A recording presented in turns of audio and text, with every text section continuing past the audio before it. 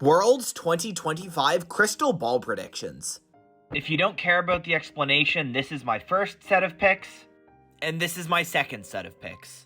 On to the explanation. The champion I think that'll get banned the most is definitely Azir. Now, I know that everyone's like, oh, Azir's getting gutted, but if you look at his win rate, it's actually increased, and I think that's because they gave his W a 70% AP ratio. I do not care how bad his early game is. Pro players will not let this go through if Azir W has a 70% AP ratio. That champion is for sure getting permabanned. Aurora, on the other hand, I think is going to be perma-picked. I don't think she'll be banned as highly as Azir or maybe Taliyah will be, and I think she's also a flex. So I think there's a chance she's picked in almost every single series because she isn't oppressive, but she's still solid and very pro-jailed.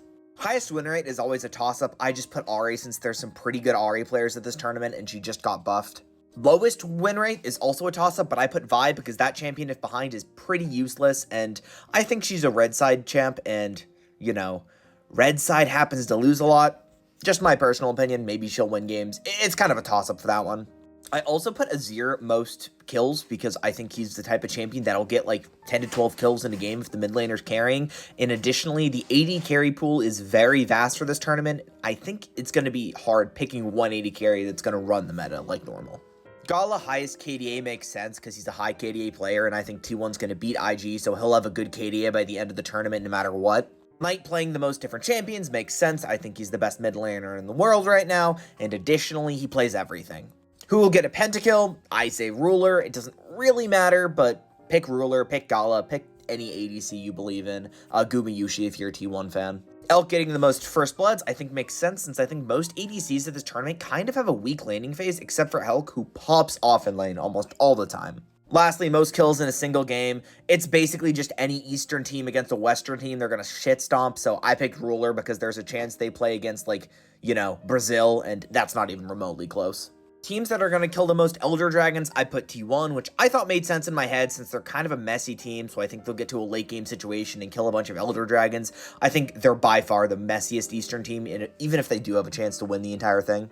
HLE getting the most Baron steals is again coin flip. Again, I don't think they're as strong as Gen G or BLG, so they'll have the chance to steal Baron, and Peanut's good at it, so who knows.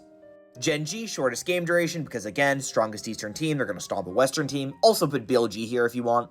But I instead think BLG is going to get the most kills because I think they'll go far and they'll shit stomp a bunch of messy games that have a bunch of kills in them because, you know, they're an LPL team. Lastly, most unique champions, I put FlyQuest here because I think they'll make it all the way to quarters and play a bunch of unique champions. But if you don't believe in FlyQuest, also put Gen G. They have pretty wide champ pools, so it makes sense. The last 5 categories are kind of a toss-up. 1 pentakill, could be 2, could be 0. Take your pick. Baron steals 3 to 5 because, you know, it's messy. I think there'll be a few, but who knows? There's no play-ins, keep in mind. I said 1 reverse sweep. There's probably going to be 0, but I think if a lot of people put 0 and there's 1, I'll be a step ahead, so I'm kind of hedging my bets there. For unique champions, it's a complete toss-up. We have no idea. This is the first Fearless Worlds. I put 110 to 114. Again, no one really knows. And I put no for Teemo being picked because there's no meta or counter pick. Teemo can be useful, unfortunately. Sorry for the long-ish video, but what did you put for your Crystal Ball predictions? Let me know.